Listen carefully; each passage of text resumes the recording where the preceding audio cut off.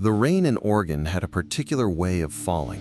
Not a harsh, sudden downpour, but a persistent, almost melancholic drizzle that seemed to seep into everything, blurring the edges of the world. For Michael, driving his old sedan down the winding, tree-lined highway, it was the only familiar comfort in a landscape that otherwise felt profoundly alien. He hadn't been back to Havenwood in over a decade. His father, Arthur Vance, a man built from granite and silence, had finally called. The words had been clipped, just like everything else with Arthur, but the tremor in his voice was unmistakable. "I need you, son. It's the doctors. They say it's my time." Havenwood. The name itself felt like a whisper from another life. A town nestled deep within the Cascade foothills, an hour's drive from anything resembling a city. Its official motto, proudly displayed on a faded welcome sign, read, "Havenwood, a community of unwavering peace." Michael used to scoff at it, a typical small-town boast. Now, as the sign came into view through the rain-streaked windshield, a shiver traced its way down his spine. Unwavering peace, he remembered. The town hadn't changed. The same two-story general store, Vance's Hardware and Sundries, still stood on Main Street, its porch light casting a yellow glow onto the wet pavement. The old clock tower, a relic from the early 20th century, chimed softly, its sound muffled by the rain. And the silence. That was what always struck him about Havenwood. Not just an absence of noise, but a profound, almost unnatural quietude that seemed to absorb all sound, leaving only the soft hum of the wind through the tall pines. Michael parked in front of the small, unassuming house he grew up in. Arthur's patrol car, an older model Ford Crown Victoria, was still in the driveway, gleaming under the street lamp. His father had been the town's sheriff for over 40 years, a stoic guardian of Havenwood's peculiar tranquility. He imagined Arthur, even now, still vigilant, still watching. Taking a deep breath, Michael grabbed his worn leather bag from the back seat. The scent of damp earth and pine needles filled the air, a familiar aroma that evoked forgotten memories. He unlocked the front door, the click echoing loudly in the stillness. Inside, the house was dark, save for a faint light emanating from the living room. "Dad?" Michael called out, his voice feeling strangely weak in the oppressive quiet. A low groan answered him. Michael walked into the living room. Arthur was there, slumped in his favorite armchair, a thick woolen blanket draped over his frail frame. His usually sharp eyes were clouded, his once strong hands trembling slightly as he held a worn, leather-bound journal. He looked up at Michael, and for the first time, Michael saw fear in his father's eyes. "Michael," Arthur rasped, his voice barely a whisper. "You came." "Of course I came, Dad. What's wrong? What did the doctors say?" Arthur didn't answer directly. Instead, he clutched the journal tighter. "They're listening, Michael. Always listening." He glanced nervously towards the windows, then back at his son. "The veil. It's thinning. They're restless." "The veil? What are you talking about, Dad?" Arthur tried to push himself up, a sudden surge of adrenaline in his weakening body. "The agreement, Michael. The peace. It's all because of them." He pointed a trembling finger towards the dense, dark forest that bordered the town. "They're in the woods, Michael. They always have been." A low, resonant hum, almost too deep to hear, vibrated through the floorboards. Michael felt it in his chest, a strange rhythmic thrumming that seemed to come from everywhere and nowhere at once. It was a sound he remembered from his childhood, a sound he'd always dismissed as the distant rumble of machinery or a train. But now it felt different, more alive. Arthur slumped back into his chair, his strength fading. He held out the journal to Michael, his hand shaking. "You have to understand, son. Everything here. It's not what it seems. They gave us everything. But there's always a price. And now the price, it's coming due." Michael took the journal. The leather felt cold and ancient beneath his fingers. He looked from the mysterious book to his father, then back to the window, towards the impenetrable darkness of the Havenwood forest, where the rhythmic hum seemed to grow just a fraction louder. This wasn't just about his father's illness. This was about something far older, far deeper, and infinitely more unsettling. The low, resonant hum faded back into the oppressive silence of the house, leaving Michael alone with the rhythmic ticking of the grandfather clock in the hallway and the sound of his own unsteady breath. His father, exhausted by his cryptic outburst, had drifted into a shallow, fitful sleep. Michael gently took the blanket and pulled it up to Arthur's chin, then retreated to the kitchen table, the old leather journal feeling heavy and cold in his hands. He set it down under the dim, buzzing light of the kitchen fixture. It wasn't a personal diary. The cover was unmarked, the leather worn smooth by decades of handling. He opened it to the first page. The handwriting was his father's, but not the shaky script of an old man. This was the precise, no-nonsense block lettering of Sheriff Arthur Vance, a man who dealt in facts, not feelings. The book was a ledger of sorts, with dated entries spanning over 40 years. The first few entries were mundane, almost boring. Notes about town disputes, a lost dog, a broken water main on Elm Street. Standard small-town police work. But as Michael flipped deeper into the 1970s, the tone began to shift. The entries became more sparse, more cryptic. October 12, 1978. The Peterson boy Daniel tried to leave again. Found him on the edge of the woods, staring up at the canopy. He said he heard a song. No memory of how he got there. Brought him home. Reminded his folks of the rules. The peace must be kept. May 3, 1985. Mrs. Gable swears she saw lights over Miller's Ridge. The same ones her grandmother used to talk about.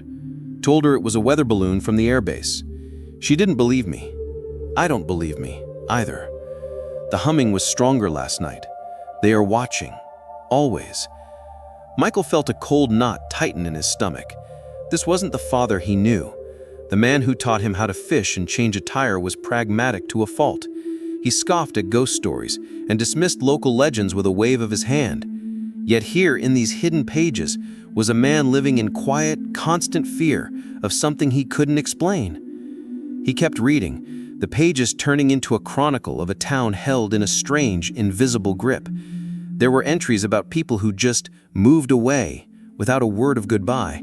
Their houses sold within days to new, smiling families. There were notes about the town's uncanny lack of crime, not a single robbery, assault, or murder in over 50 years. Unwavering peace. Then he found the entry that made him stop breathing. June 21st, 1995. Summer solstice. The quinquennial offering. Met with the council at the old Standing Stone. They brought the chosen dough. It feels wrong every time. A sacrifice for prosperity. A toll for tranquility. They took it, as they always do. No sound, just a ripple in the air. A brief shimmering, and then it was gone. They promise another 5 years of health, of quiet, of compliance. I pray they never ask for more than a deer. A sacrifice? A standing stone? Michael's mind reeled. He remembered the old stone monolith deep in the Havenwood forest. As kids, we used to dare each other to touch it, whispering stories that it was a place of ancient rituals. It seemed his father's rituals were far more real. He looked up from the journal, his gaze falling on a framed photo on the wall. It was a picture of him and his mother, taken years ago. She had died when he was young, a sudden, aggressive illness that the doctors in the city could never quite diagnose. It had happened so fast. A thought, cold and sharp as ice, pierced through him. Had she known? Had her death been a part of this agreement? The house creaked. The floorboards upstairs groaned, as if under a heavy weight. He froze, every nerve on high alert. His father was still asleep in the living room. He was the only other person in the house. Or was he? The low hum returned, this time seeming to come from right outside the kitchen window. It was deeper now, a resonant thrumming that made the glass and the window pane vibrate. Michael slowly rose from his chair, his heart pounding against his ribs, and crept towards the window. Through the rain-beaded glass, he could see nothing but the impenetrable darkness of the backyard and the forest beyond. But he could feel it, a presence, something vast and ancient, watching from the trees, patient and unseen. They were listening. The humming intensified, a physical pressure against the house, making the old wooden frame groan in protest. Every rational instinct in Michael's body screamed at him to stay put, to lock the doors and wait for the sun. But he was his father's son, and a journalist besides. The need to know, to see, was a current too strong to fight. He grabbed a heavy flashlight from a drawer, its metal casing cold and solid in his trembling hand. He moved silently to the back door, turned the deadbolt with a soft metallic click, and stepped out onto the covered porch. The rain had eased to a fine mist, hanging in the air like a shroud. The world was shades of gray and black, the only sound the dripping of water from the eaves and that ever-present, bone-deep hum. The sound was definitely coming from the edge of the property, where the manicured lawn gave way to the wild, untamed forest. Michael swept the flashlight beam across the yard. The wet grass glistened, a familiar sight. But then the beam landed on the ground just inside the tree line. He took a hesitant step forward, then another, his shoes sinking into the soft, damp earth. The humming seemed to wrap around him, a low thrum that felt like it was resonating inside his own skull. He reached the edge of the woods and aimed the light at the ground where he'd seen the disturbance. It was a footprint, but it was unlike any he had ever seen. It was long, impossibly narrow, and ended in 3 distinct, slender toes, like those of a giant bird. But there was no corresponding heel mark, as if whatever made it walked on the very tips of its toes. And there wasn't just one. There was a trail of them leading from the deep woods, stopping just short of the lawn and then retreating back into the darkness. They were fresh, the edges sharp and clear in the muddy soil. Michael's blood ran cold. He swept the light into the forest, its beam cutting a narrow path through the ancient pines and tangled undergrowth. He saw nothing but shifting shadows and dripping leaves. Yet he felt, with a certainty that defied logic, that he was being watched. The air was thick with a silent, ancient intelligence. He felt like a mouse being observed by an owl, perfectly still, perfectly hidden, and utterly lethal. He backed away slowly, never taking his eyes off the dark maw of the forest. The humming began to recede, fading back into the background noise of the night, as if its source had withdrawn. Once back inside, he locked the door, his heart hammering a frantic rhythm against his ribs. He went back to the living room. His father was stirring, muttering in his sleep. He leaned closer, trying to catch the words. "The soil remembers," Arthur whispered, his eyes still closed. They nourish the roots of the town." The roots of the town. The phrase echoed in Michael's mind, intertwining with the image of the strange 3-toed footprints. He looked down at the journal in his other hand. It was no longer just a collection of his father's strange ramblings. It was a map, a guide to the terrifying truth that had held Havenwood in its peaceful, silent grip for generations. He knew what he had to do. He couldn't get answers from his dying father, not coherent ones anyway. He had to go to the source. He had to find the standing stone mentioned in the ledger. He had to see the place where sacrifices were made for peace. With a newfound, albeit terrifying, resolve, Michael went to his father's study. He found an old, detailed map of the Havenwood County area pinned to a corkboard. He scanned it, his eyes tracing the familiar creeks and ridges he'd explored as a boy. And there it was, a small hand-drawn circle in his father's ink, deep within the state forest, marked with a simple, cryptic SS. Standing stone. Tomorrow, at first light, he would go into the woods. He would follow the map and find the truth, whatever it was. He just hoped the truth wouldn't find him first. Sleep offered no escape for Michael. His dreams were a chaotic tapestry of whispered words from his father's journal, the deep, vibrating hum, and the alien geometry of the 3-toed footprints. He woke before dawn, the sky a bruised purple, with a sense of grim determination solidifying in his chest. leaving a note on the table for his father in case he woke and wondered where he'd gone. Michael pulled on a pair of sturdy hiking boots, grabbed the flashlight, the map, and a small compass, and slipped out of the house.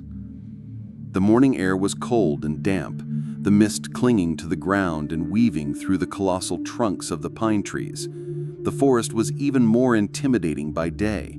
The silence was different, not empty, but watchful.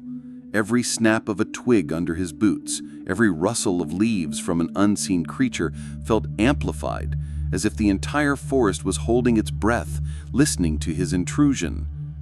He followed the map, pushing deeper into the woods than he had ever gone as a child.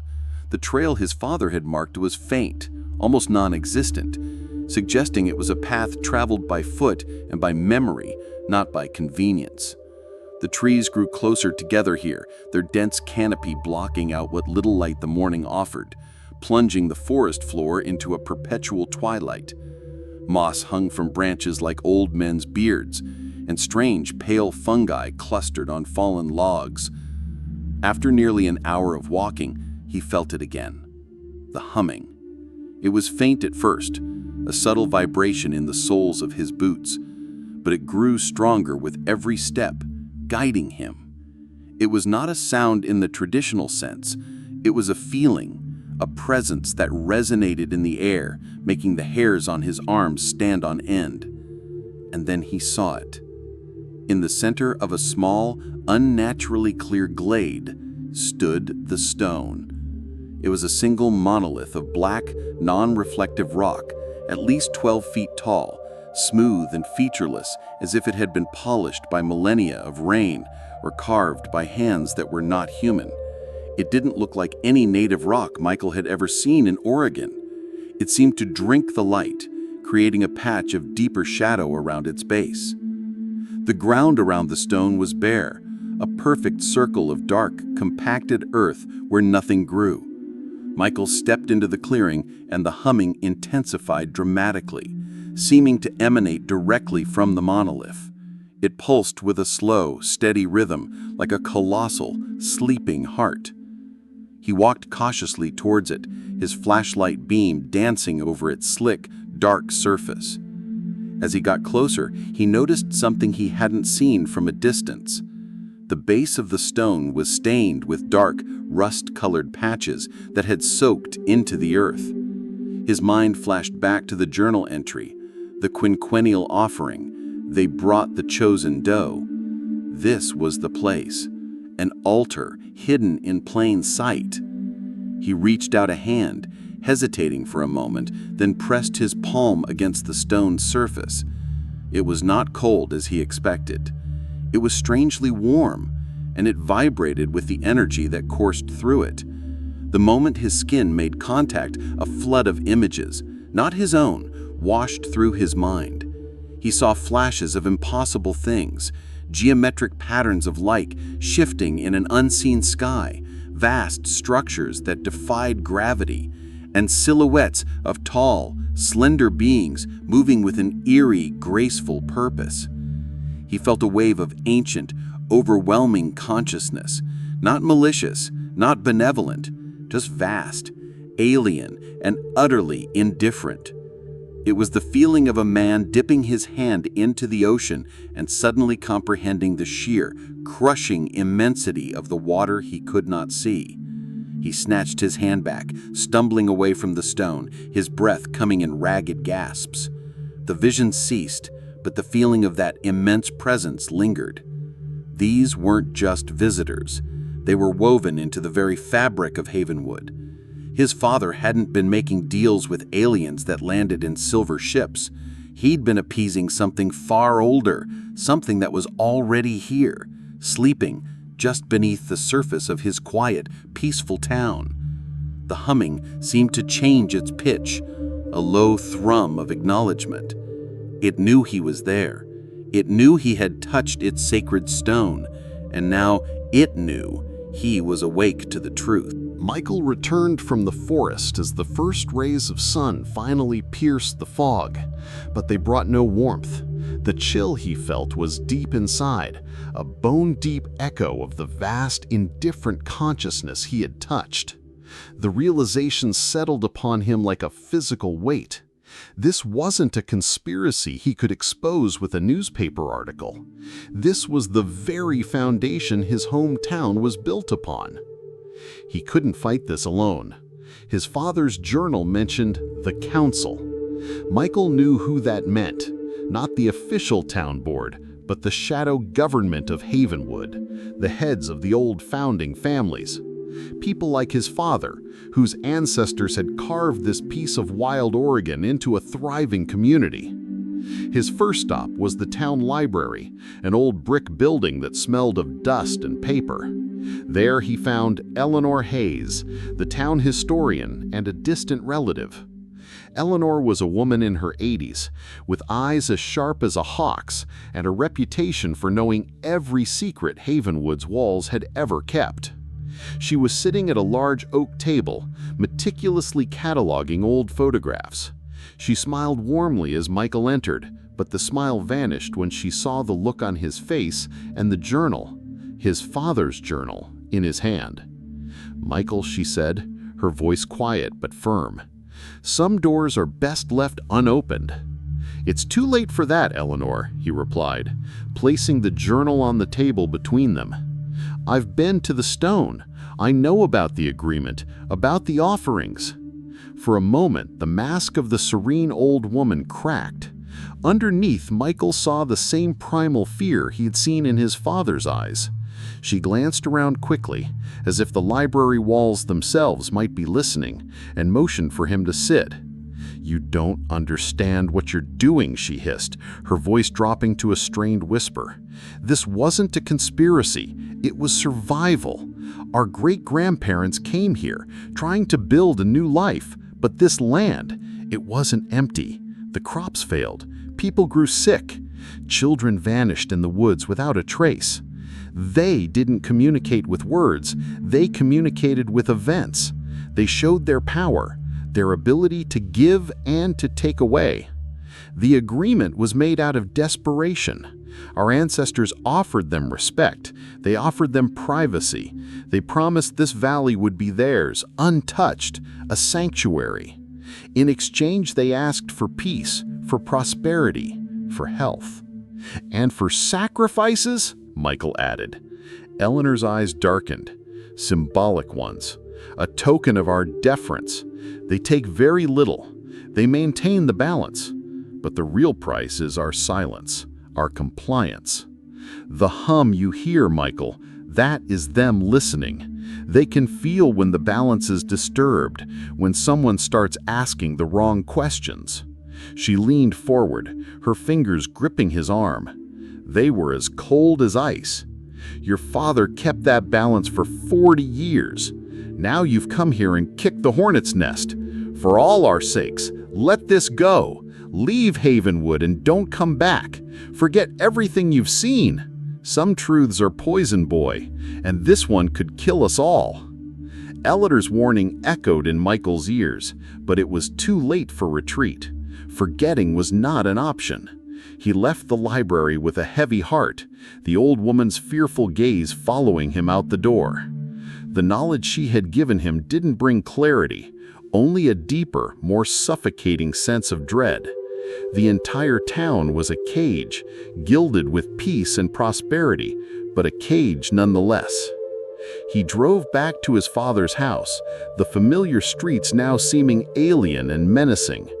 Every smiling neighbor who waved at him, every child playing in a perfectly manicured yard, now looked like a fellow prisoner, either ignorant of the bars or too terrified to rattle them. When he entered the house, the silence was different. It was heavier. The low hum was back, a constant subtle pressure in the air. His father was awake, sitting up in his armchair, staring intently at the television. But the screen was blank, filled with nothing but shimmering static. "Dad?" Michael said, approaching cautiously. Arthur didn't turn. His eyes were wide, fixed on the screen. "They're getting louder," he whispered, his voice raspy. "The veil, That's what we always called the barrier between their world and ours. It's always been thin here, in this valley. But now, it's like paper. They're starting to push through. As Michael watched, the static on the screen seemed to shift and coalesce. For a fleeting second, a shape appeared in the gray and white noise. A long, slender limb, a suggestion of a form that was tall and impossibly thin. Then it was gone, dissolving back into the random chaos of the static. "What do they want, Dad?" Michael asked, his voice barely a whisper. "The balance is broken," Arthur murmured, finally tearing his gaze from the screen to look at his son. There was a desperate clarity in his eyes now. It started a few months ago, small things. A hunter found a deer in the woods, not killed, but changed. Its bones twisted into impossible shapes. Then Old Man Hemlock's well water started glowing with a faint blue light, and the disappearances. Disappearances? I thought you said no one ever... "Not the quiet ones, the planned ones," Arthur interrupted, his grip tightening on the armrest. "Suddenly, a teenager, Mark Renshaw, vanished from his bedroom 2 weeks ago. No signs of a struggle. His window was locked from the inside. It's like he just evaporated. We told everyone he ran away. What else could we do? The council is terrified. They think the old agreement is failing. They think they want a new one." The hum in the house grew stronger, and the lights began to flicker. Michael looked at his father, a frail old man who had spent his life as the warden of an invisible prison, trying to placate an ancient, unknowable power. The burden had finally broken him. "Why now?" Michael pressed. "What's changed?" Arthur's gaze drifted towards the window, towards the dark line of the forest. "It's not us," he said, a note of finality in his voice. "It's them. Something has changed with them. They're agitated, restless, or maybe they're just tired of whispering through the static." Suddenly, a loud crash came from upstairs. Both men flinched. It sounded like a piece of heavy furniture being overturned. Michael's blood ran cold. They were supposed to be alone in the house. Armed with the heavy flashlight from the kitchen, he slowly, cautiously, began to climb the stairs, each creak of the old wood a thunderclap in the charged silence. The hum was strongest up here, vibrating through the floor, seeming to call to him from his own childhood bedroom. The upstairs hallway was dark and suffocatingly quiet, a stark contrast to the vibrating tension downstairs. The hum was a palpable entity here, a living presence that seemed to coil in the shadows. Michael's childhood bedroom door was slightly ajar, a sliver of deeper darkness in the gloom. He pushed it open, the old wood groaning in protest. The room was a wreck. His old desk was overturned, the source of the crash. Books and papers from his teenage years were scattered across the floor. But it was not the mess that made him freeze in the doorway. It was the air itself. It was thick, heavy, and smelled of ozone and damp earth, like the air after a lightning strike. The geometry of the room felt subtly wrong, the corners of the walls seeming to shift and bend when he wasn't looking directly at them. His flashlight being cut through the darkness, landing on the far wall. Hanging there was a large corkboard he had used as a kid, covered in faded photos, old ticket stubs, and forgotten drawings. But something had been added. In the very center of the board, pinned with a surgical precision that was deeply unsettling, was a single, large, perfectly preserved autumn leaf. It was a species of maple Michael didn't recognize, its color a vibrant, impossible crimson that seemed to glow with its own internal light. Arranged around it in a perfect, spiraling pattern were dozens of dead moths, their wings spread as if in flight. It was a bizarre, ritualistic display, a piece of alien art constructed from the pieces of his childhood. As he stepped closer, the hum intensified into a series of soft, discordant chimes. The air grew cold, and he could see his breath misting in the flashlight beam. The crimson leaf began to pulse with a soft light in time with the chimes. The shadows in the corners of the room deepened, twisting and stretching as if being pulled by an unseen gravity. He felt a sudden, intense wave of vertigo, and the room seemed to tilt around him.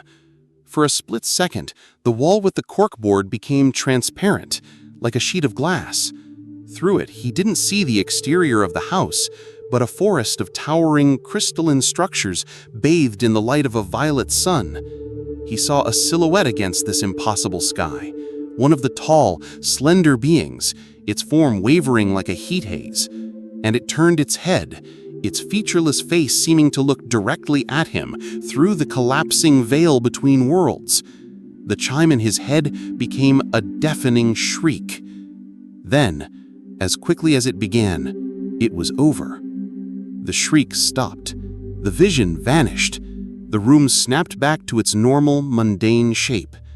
The leaf on the board dimmed to a dull, ordinary red. The air warmed, and the oppressive presence receded, leaving only a lingering smell of ozone and the chaotic mess of the room. Michael stumbled back, leaning against the doorframe, his chest heaving. This was not a haunting. This was an intrusion, an observation. They hadn't just knocked over a desk. They had entered his most personal space, studied his memories pinned to the wall, and left a calling card. They were showing him that they could cross over. They were showing him that locked doors and wooden walls meant nothing to them. The veil was not just thinning, it was tearing, and they were peering through the rip right into his home. Michael stumbled down the stairs. The after-image of the crystalline forest burned into his retinas.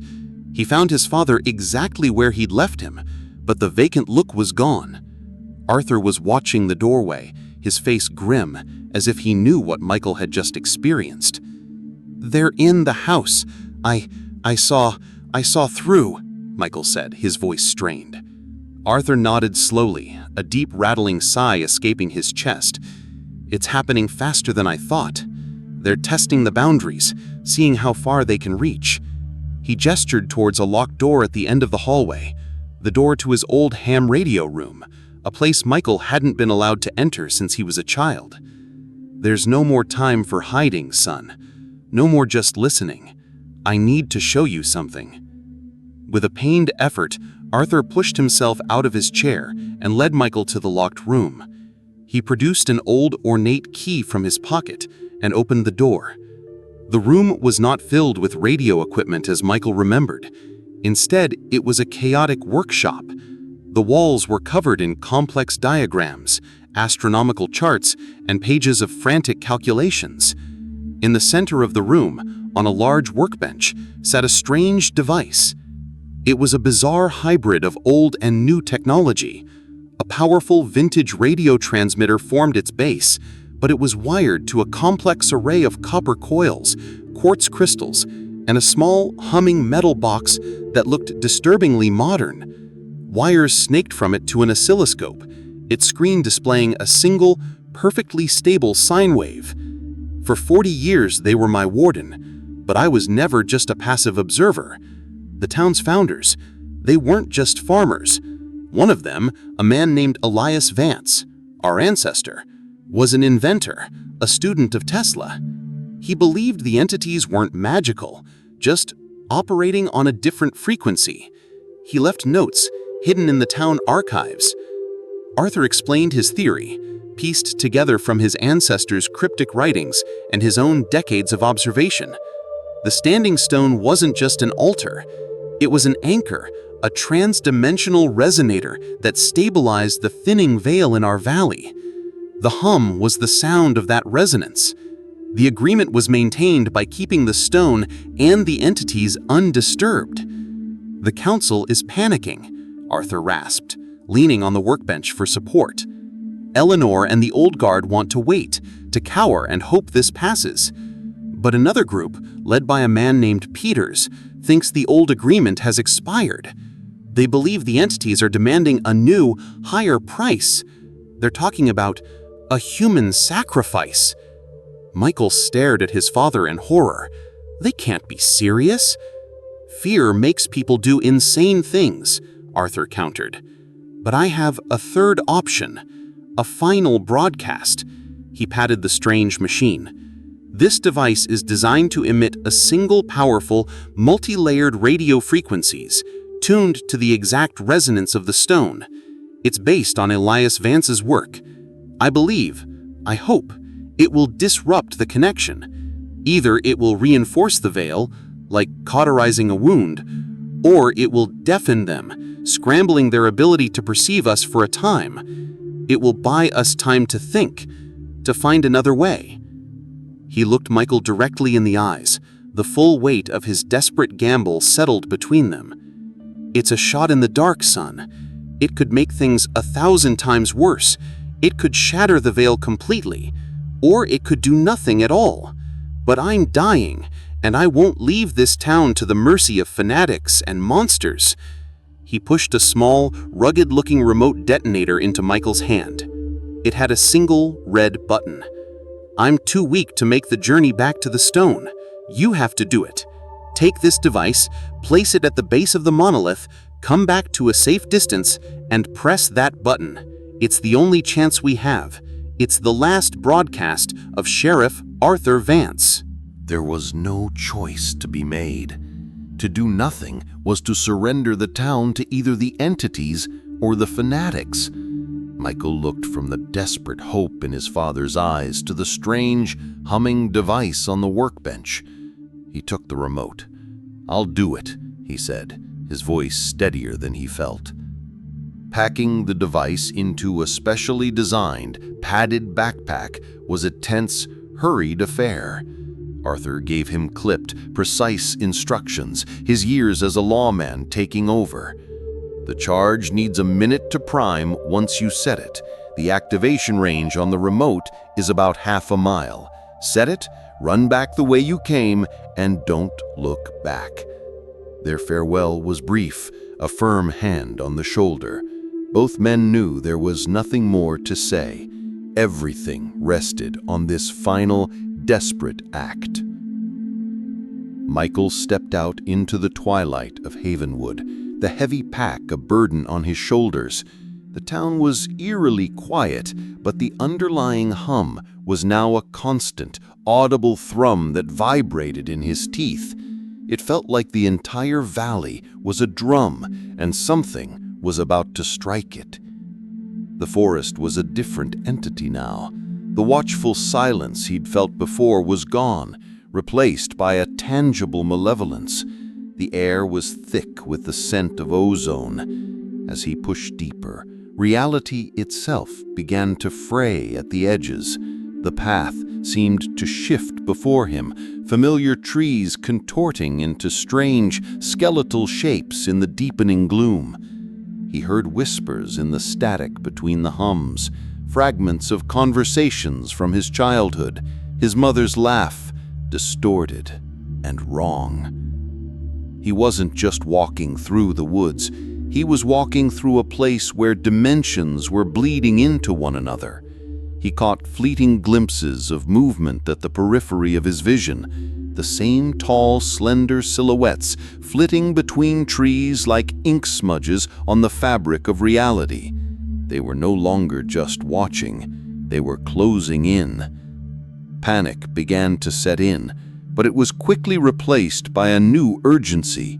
Through the trees, he saw them, a procession of flickering lights, torches.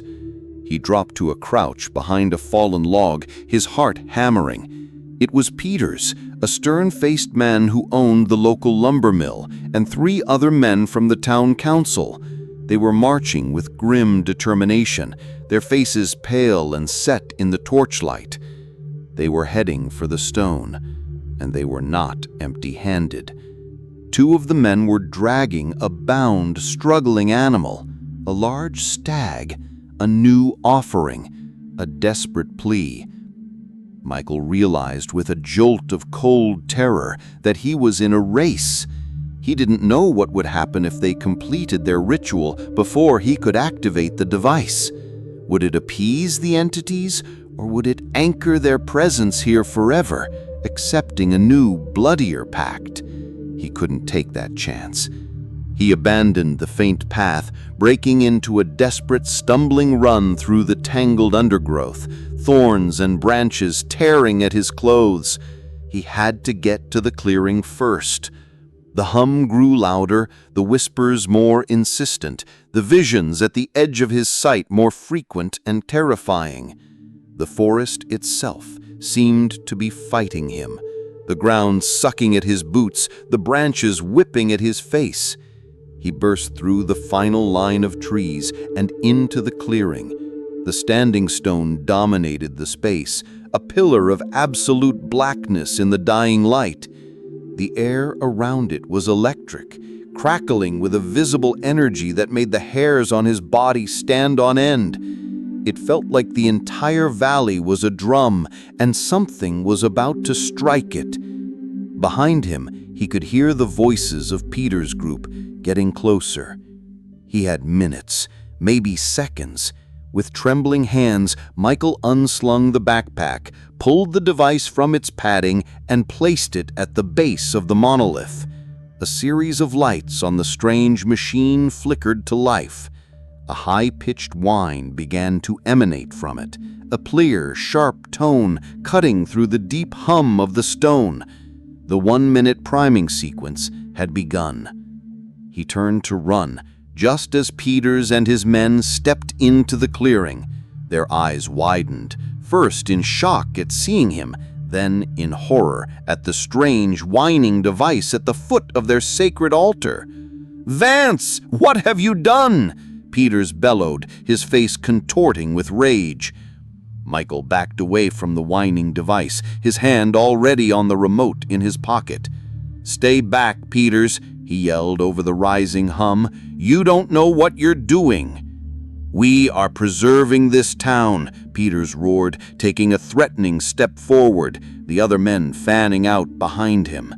"We are destroying everything our ancestors built." "They built a cage," Michael retorted, his eyes darting between the angry men and the pulsing device. The whine was becoming painfully high. The air grew thick and distorted. The trees at the edge of the clearing seemed to bend and warp. The veil was tearing open.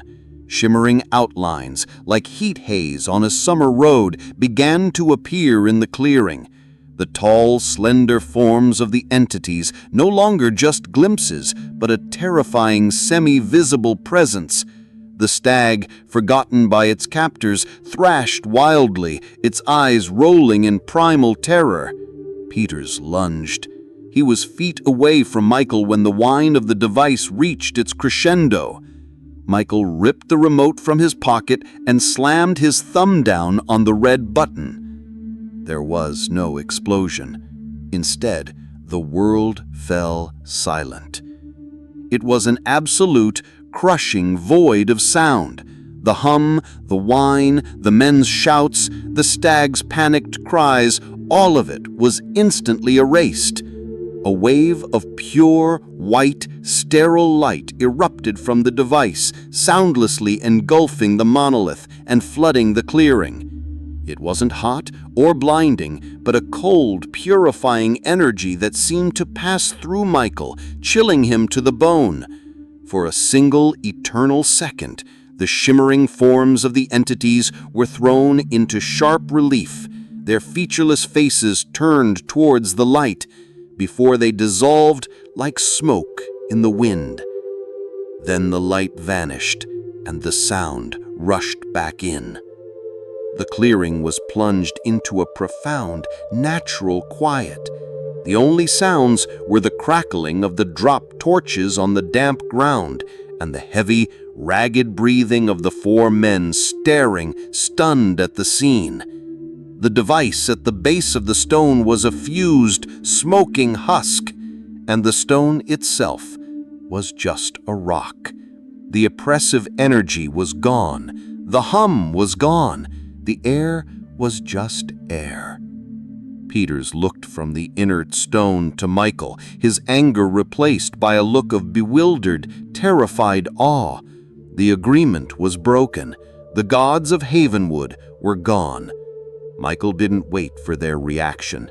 He turned and walked away, leaving the council members in the silent clearing to contemplate the future they now had to build for themselves. He walked back through the forest, but it was just a forest now. The trees stood still. The shadows were just shadows. The whispers were gone. He found his father still in the armchair. The house was quiet. The static on the television screen was gone, leaving it blank and black. Arthur Vance looked peaceful, his head resting against the back of the chair, a final faint look of relief on his tired face. His last broadcast had been a success. He had died in a quiet house, in a quiet town, finally free. Days later, Havenwood felt different. The unnatural tranquility had been replaced by a subtle, restless energy. People's smiles didn't seem quite so fixed. For the first time in 50 years, a crime was reported. A teenager had been caught shoplifting candy from the general store. It was a small thing, an insignificant event in any other town, but in Havenwood, it was a seismic shift. Michael stood on the porch of his father's house, looking out at the town and the dark line of the forest beyond. The cage was gone. His father hadn't just saved them from the entities, he had given them back their humanity, with all its flaws and freedoms. What they would do with it, Michael didn't know. The future was no longer written for them. For the first time, the people of Havenwood were truly on their own.